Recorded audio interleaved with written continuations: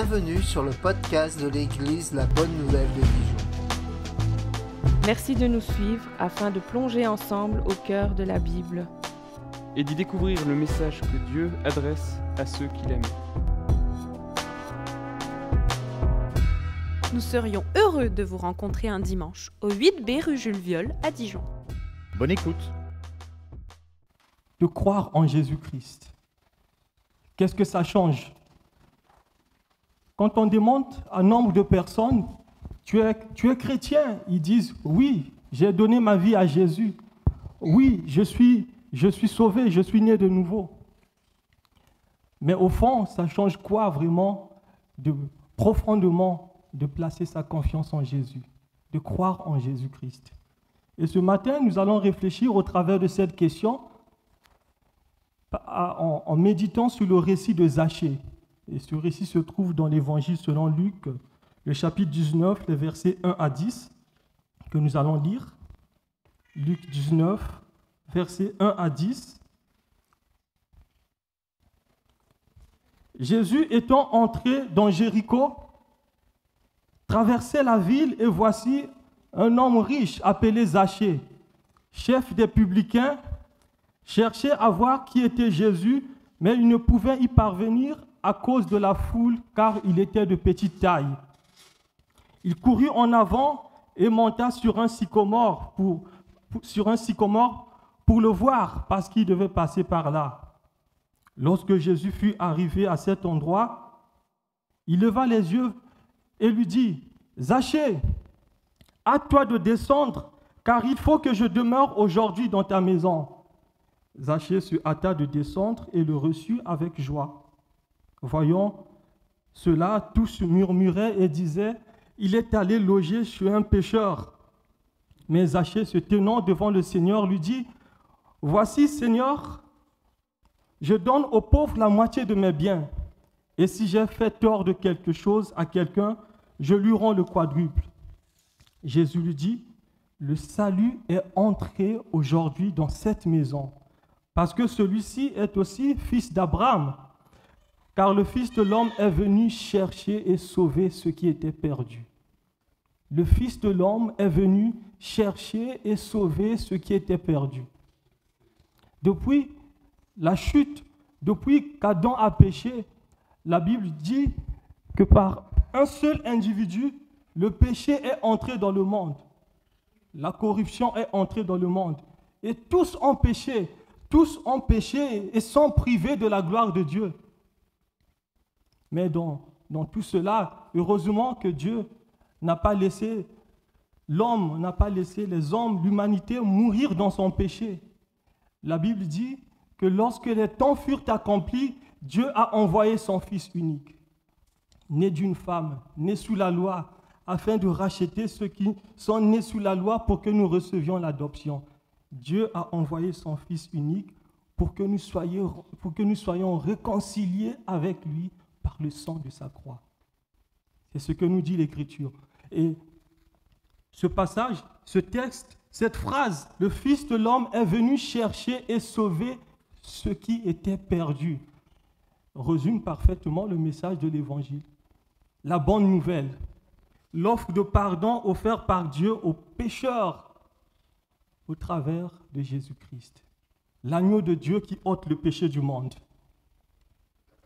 Le récit que nous avons lu commence par une personne qui cherche à voir Jésus. Zachée, il cherche à voir Jésus. Il y tient tellement qu'il monte sur un arbre pour le voir. Mais qui est Zachée en fait?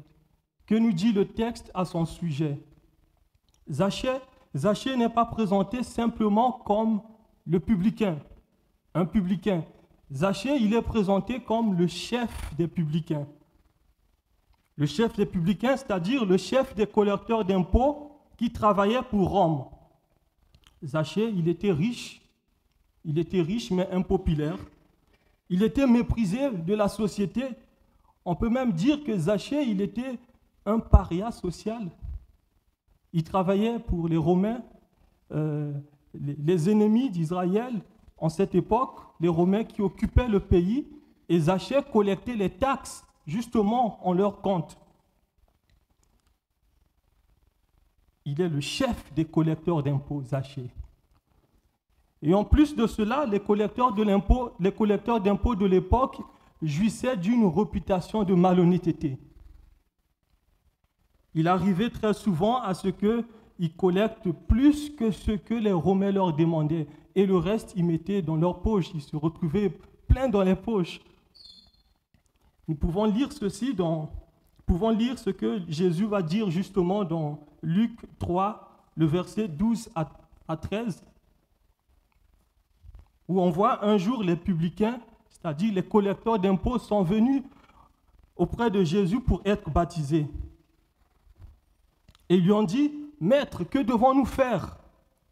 Jésus va répondre, « N'exigez rien au-delà de ce qui vous a été ordonné. » Et cette réputation de malhonnêteté, de voleur, on peut le dire aussi ainsi, était l'une des caractéristiques de ces publicains, de ces collecteurs d'impôts. Et cette réputation n'échappait pas non plus à Zachée.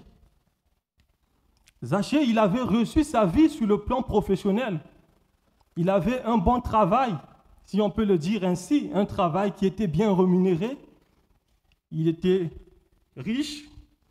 Il avait tout, en quelque sorte, du point de vue matériel. Mais du point de vue spirituel, Zachée, il avait tout raté.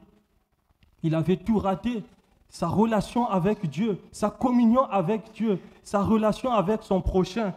Et Zachée était une sorte de personne qu'il ne fallait surtout pas fréquenter. Zachée veut voir Jésus.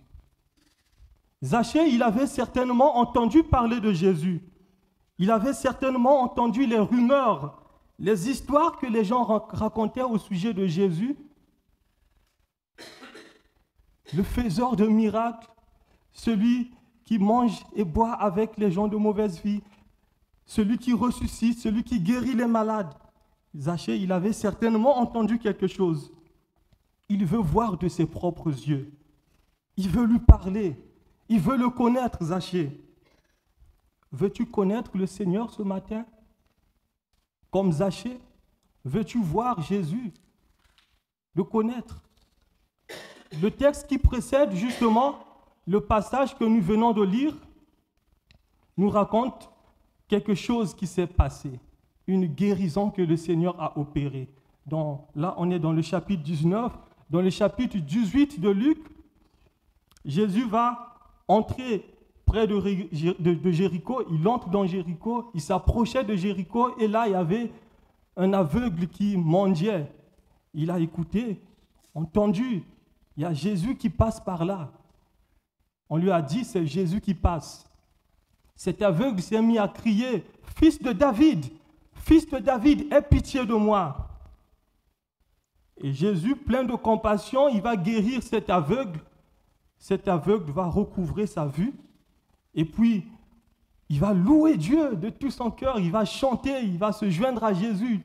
Et la foule avec lui va également être surpris dans l'étonnement. Ils vont louer le Seigneur. Mais tout cela se passe près de Jéricho. Lorsque Jésus s'approchait de Jéricho, dans Jéricho, on peut même dire ainsi.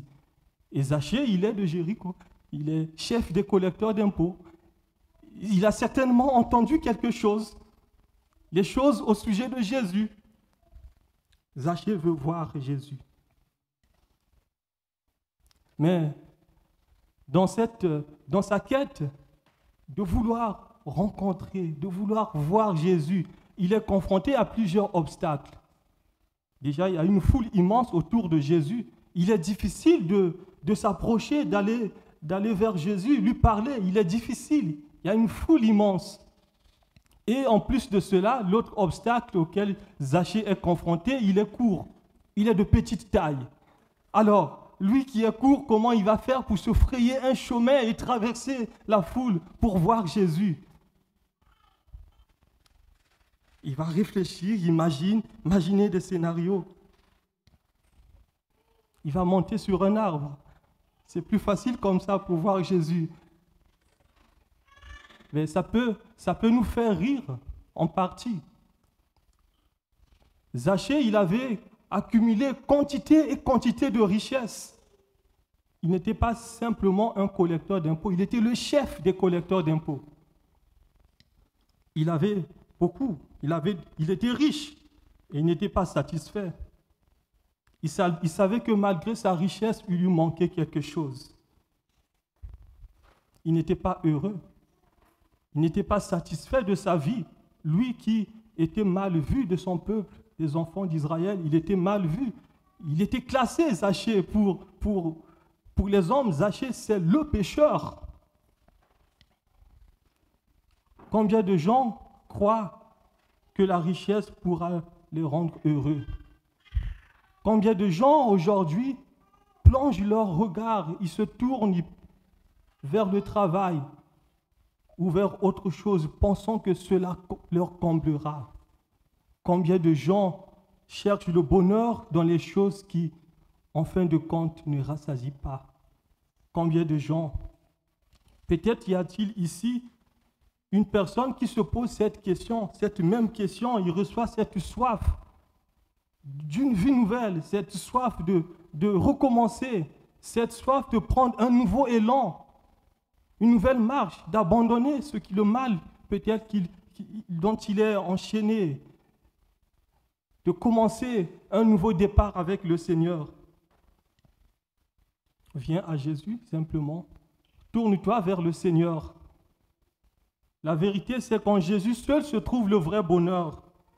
En Jésus seul se trouve la paix, la joie, l'espoir, l'espérance, la sécurité, la vraie sécurité. Cette sécurité ne se trouve pas dans les choses de ce monde qui passeront. Tout disparaîtra. En Jésus seul se trouve notre espoir, le vrai espoir, la vraie paix.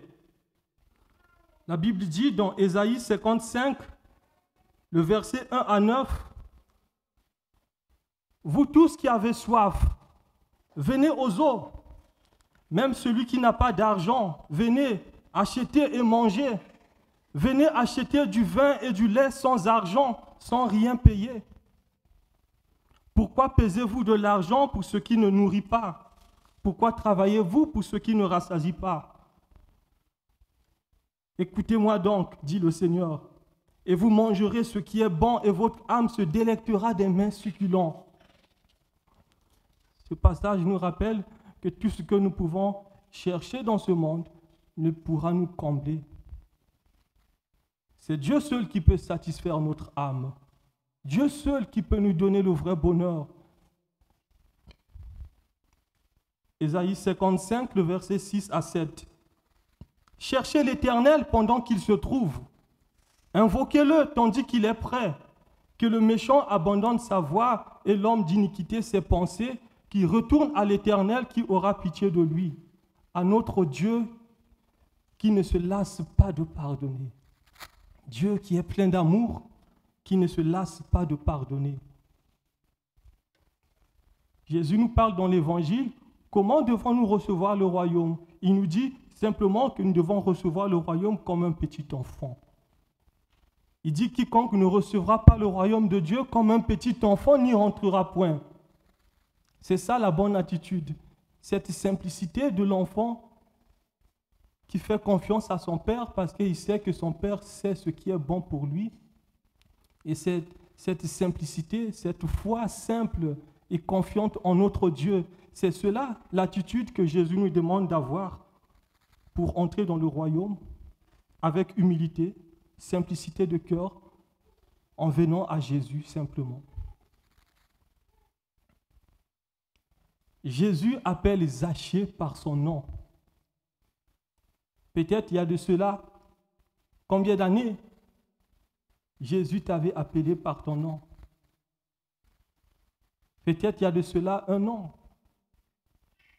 Jésus connaît ton nom, Jésus te connaît, Jésus, il sait tout.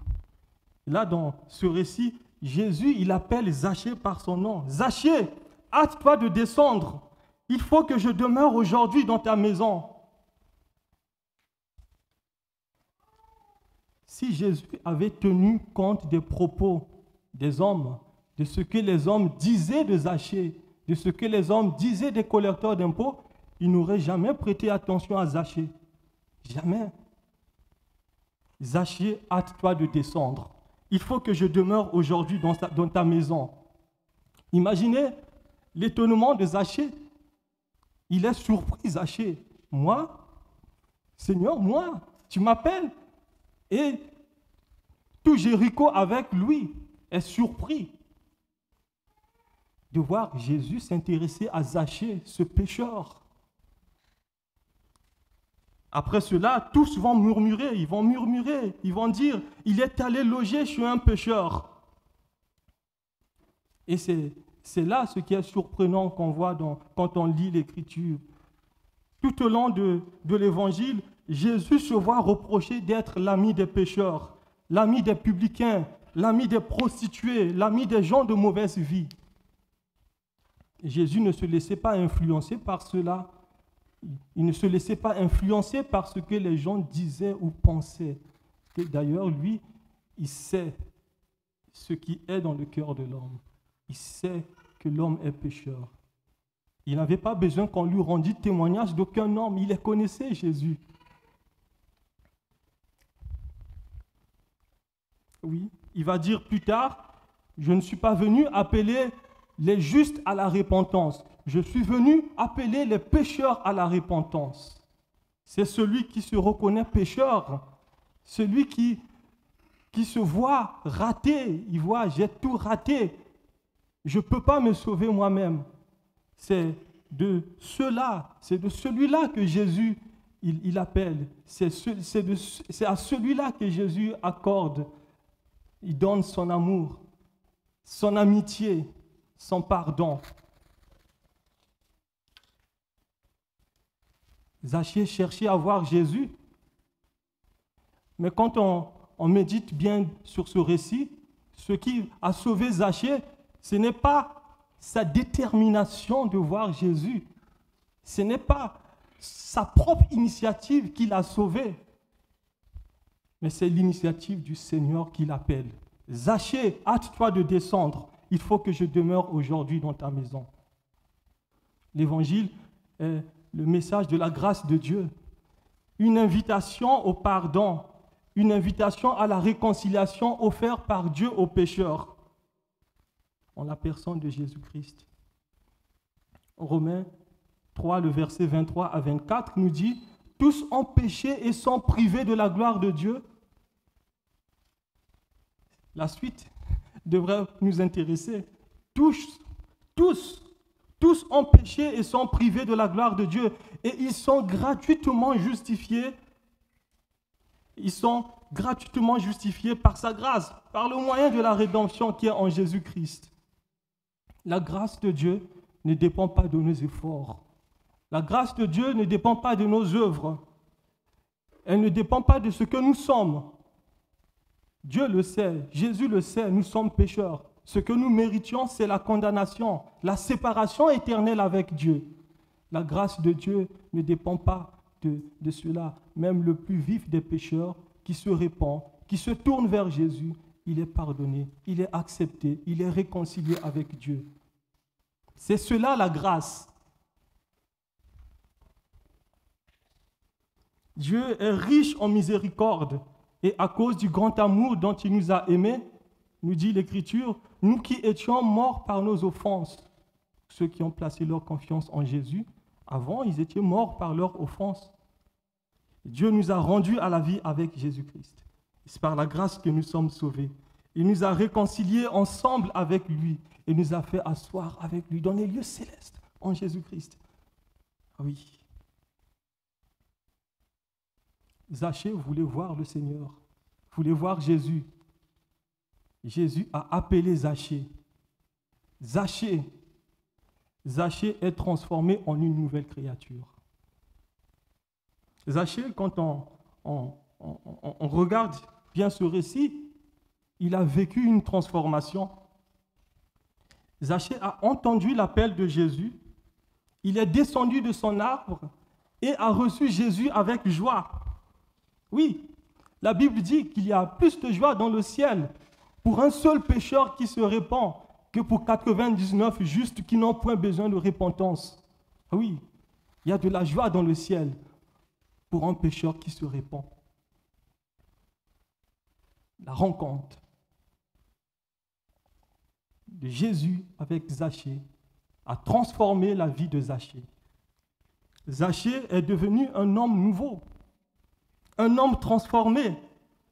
Il n'est plus caractérisé par la cupidité.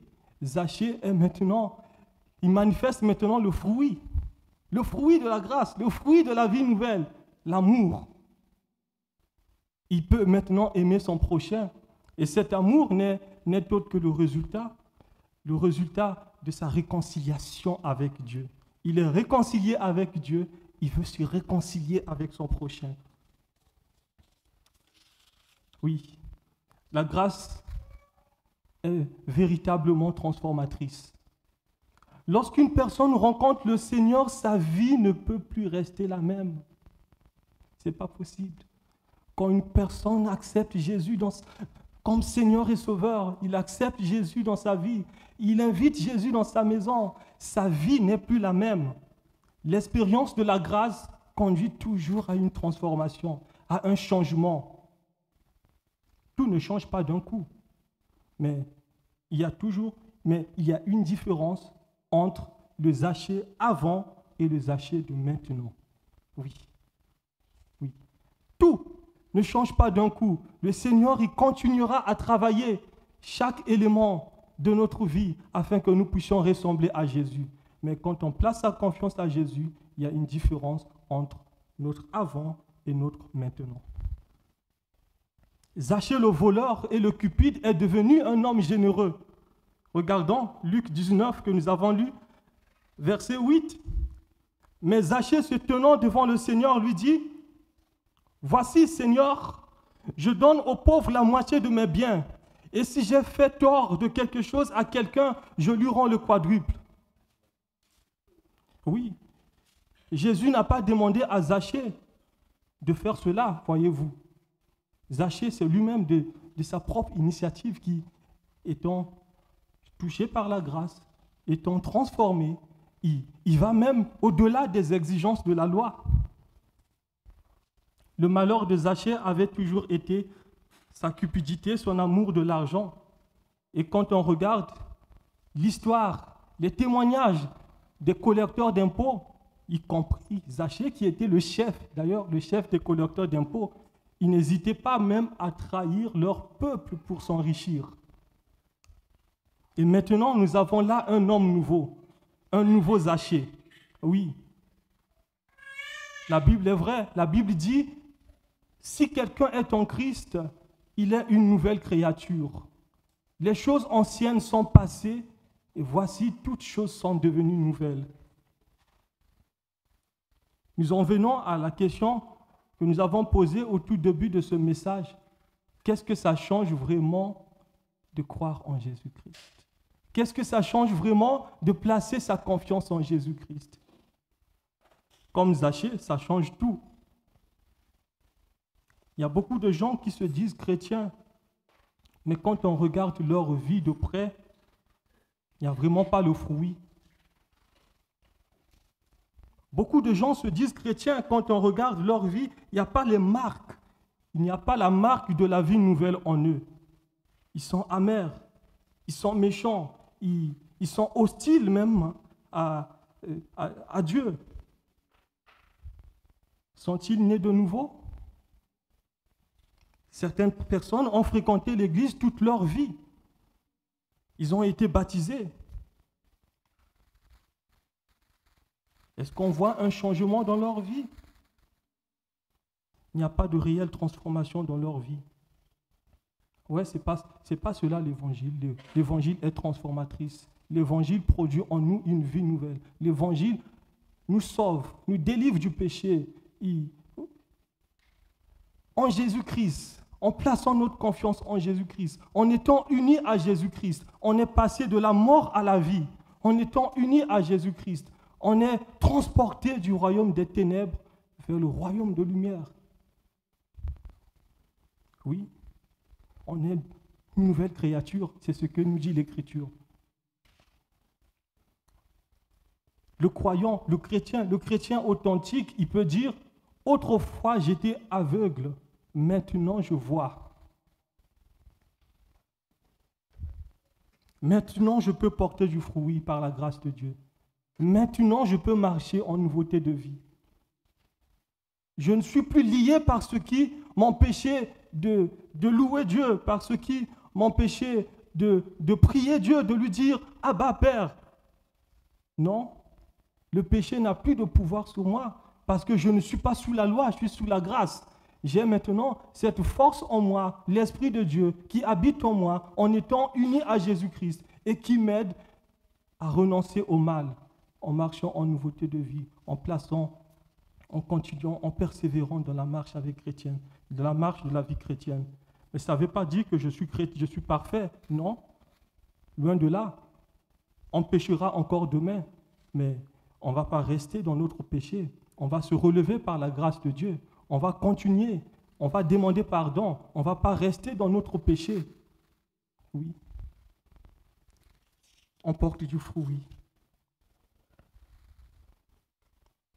Tu n'es pas satisfait de ta vie de chrétien, de ta vie plutôt de péché. Tu n'es pas satisfait de ta vie de péché. Jésus te dit, comme Zachée, je veux demeurer aujourd'hui dans ta maison. Lui seul peut te changer. Jésus seul peut transformer ta vie. Il est venu dans le monde pour cela. Jésus est venu pour que quiconque croit en lui ne périsse point, mais qu'il ait la vie éternelle. Tu n'arrives plus à avancer. Tu stagnes dans ta vie chrétienne. Peut-être que les difficultés dans la vie t'ont éloigné de ton premier amour. Cet amour que tu as manifesté au moment de ta conversion. Cet amour envers le Seigneur, cette chaleur que tu avais au moment de ton baptême. Peut-être les difficultés, les soucis de la vie t'ont petit à petit éloigné de cela. Tourne-toi vers le Seigneur. Lui seul peut te relever.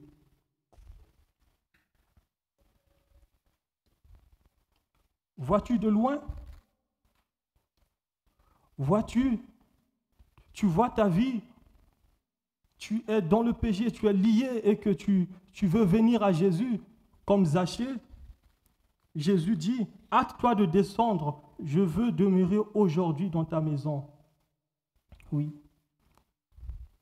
La grâce de Dieu pardonne. Et là, dans ce récit de Zachée, nous voyons 3 choses. Zachée, le premier, Zachée qui cherche à voir Jésus. Deuxièmement, Jésus qui appelle Zachée par son nom. Troisièmement, Zachée qui est transformé. Je vais justement prier que le Seigneur que nous puissions réfléchir à cela. Peut-être ça fait beaucoup d'années que nous sommes convertis et que nous sommes encore nous ne portons pas beaucoup de fruits, mais par la grâce de Dieu, que le Seigneur puisse nous aider. Ô Seigneur, merci pour ce récit qui est court, mais qui est riche en leçons, qui nous apprend tellement de choses. Seigneur, je viens encore ce matin te remettre toutes les personnes ici en ce lieu qui se posent des questions, qui sont fatigués de leur vie de péché, qui veulent te suivre. Ô Seigneur, toi qui es un Dieu grand et redoutable, un Dieu bon et miséricordieux, toi qui es celui qui convainc du péché, du jugement et de la justice, je te prie dans ta bonté que tu puisses simplement toucher leur cœur et qu'ils puissent répondre à ta grâce. Oui. Qu'ils puissent se tourner vers toi, qu'ils ne puissent pas regarder à gauche, à droite, mais qu'ils puissent regarder à toi. Tu dis que servira à un homme de gagner le monde entier s'il perd son âme. Seigneur, interviens dans ta bonté. Je te prie, Seigneur Dieu, pour les chrétiens qui sont, peut-être certains, ça fait plusieurs années qu'ils ont donné leur vie à Jésus. Certains, ils viennent justement de de donner leur vie à Jésus. Je te prie, Seigneur, dans ta bonté, que tu puisses les aider, que tu puisses nous aider, afin que nous puissions porter du fruit, afin que le monde puisse voir en nous un nouveau être, une nouvelle personne. Ô Seigneur, tu dis que nous sommes le sel de la terre et la lumière du monde. Et tu dis, on ne met pas une lampe sous le lit, mais on le met sur un support afin que cette lampe puisse éclairer. Ô Seigneur, par ton esprit qui habite en nous, aide-nous, Seigneur, à te faire confiance, à te demander pardon s'il y a lieu, à porter du fruit, ce que tu attends de nous. Ô Seigneur, béni sois-tu encore au travers de ce récit de Zachée, et que cela nous aide à réfléchir chacun d'entre nous notre relation avec toi, notre communion avec toi, et à te rendre gloire, à te laisser agir comme un petit enfant, à te faire confiance. Au nom de Jésus, nous te prions. Amen.